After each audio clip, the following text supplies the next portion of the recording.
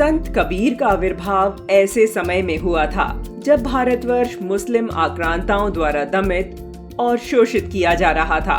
सामाजिक मान मर्यादाएं तिरोहित हो रही थीं। हिंसा, व्यभिचार, चोरी, छुआछूत, छीना झपटी आदि कुप्रवृत्तियां समाज में अपना पैर जमा चुकी थीं। ऐसी विकट परिस्थिति में संत कबीर का उदय भारतीय जीवन में क्रांति दूत के रूप में हुआ। समाज की दीनहीन स्थिति के साक्षी संत कबीर ने लोक भाषा के माध्यम से हिंदू समाज में सांस्कृतिक पुनर्जागरण किया। गृहस्थ संत होने के नाते वे अपने पारिवारिक दायित्वों का निर्वहन करने हेतु अपने परिवार के परंपरागत कार्य कपड़ा बुनने की कला से जीवन यापन करते थे। परिवार के पालन पोषण के साथ ही उन्होंने अपने सामाजिक दायित्व को भी समझा। तत्कालीन समाज की स्थितियों का बारीकी से अध्ययन करते हुए लोगों को जागरूक किया।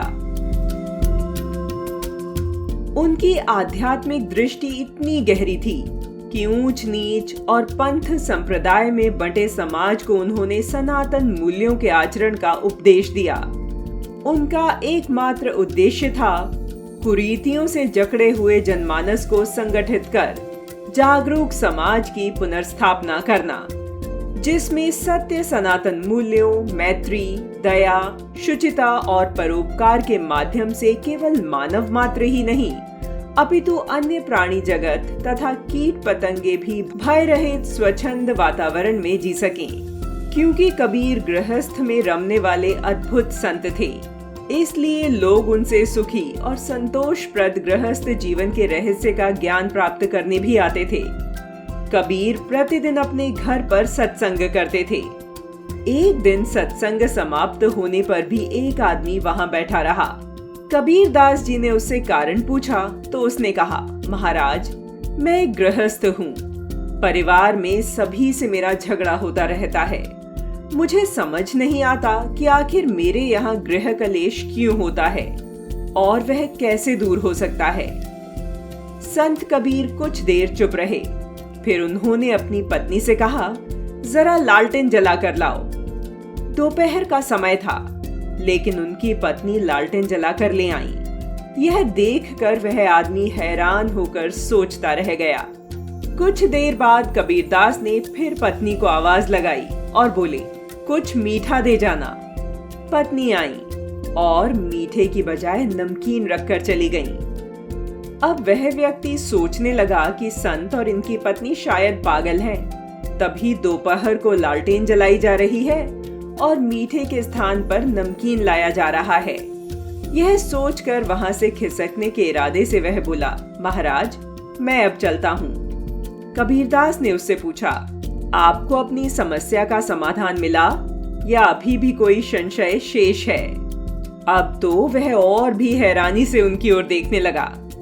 संत कबीर ने उसे समझाया, मैंने दोपहर में भी लालटेन मंगवाई तो मेरी पत्नी मुझे ताना मार सकती थी कि मैं सठिया गया हूँ, लेकिन उन्होंने सोचा कि जरूर मुझे किसी काम के लिए लालटेन चाहिए होगी। मीठा मांगने पर जब नमकीन आया तो मैं भी बहस कर सकता था, लेकिन मैंने सोचा कि शायद घर में कुछ मीठा होगा ही नहीं। आखिर गृहस्थ जीवन में ऐसी बातों को लेकर तकरार का क्या अर्थ? कबीर दास ने उसे गृहस्थ जीवन का मूल मंत्र समझाते हुए कहा कि गृहस्थी में आपसी विश्वास से ही तालमेल बनता है, नहीं तो हमेशा झगड़े होते रहते हैं। भारत अपने परिवार की व्यवस्था के कारण ही भारत बना रह सकता है। पति और पत्नी के संबंधों पर टिका दाम्पत्य ही परिवार का आधार है। संत कबीर ने पति और पत्नी के पारस्परिक समर्पण, प्रेम और कर्तव्य पालन को बड़ी सरलता से जन जन को अपनी गृहस्थी से समझाया। उनके पास न धन था, न बड़ा घर, रहते भी कच्चे घर में थे। कपड़ा बुनने से जो थोड़ा बहुत मिल जाता था, उसी से अपने परिवार की गुजर बसर और अतिथियों का सत्कार कर लेते थे। अपनी उसी छोटी सी कमाई में समाज के वंचित वर्ग के लिए दान का अंश भी निकाल लेते थे। दान की महिमा बताते हुए वे कहते हैं, जो जल बाढ़े नाव में, घर में बाढ़े दाम, दोनों हाथ उलीचिए यही सयानो काम। अर्थात जिस तरह नाव में पानी बढ़ जाए तो उसे निकालना जरूरी होता है, उसी तरह अगर घर में पैसा ज्यादा हो जाए तो समझदार लोगों को उसे दान देना चाहिए। अपना परिवार ही नहीं, समाज, राष्ट्र और संपूर्ण प्राणी जगत भी मेरा है। इसलिए मेरी संपत्ति केवल मेरे परिवार के ही नहीं, समाज के काम आए। समाज का कोई भी प्राणी भूखा न सोए, इस विचार का विकास ही दान है।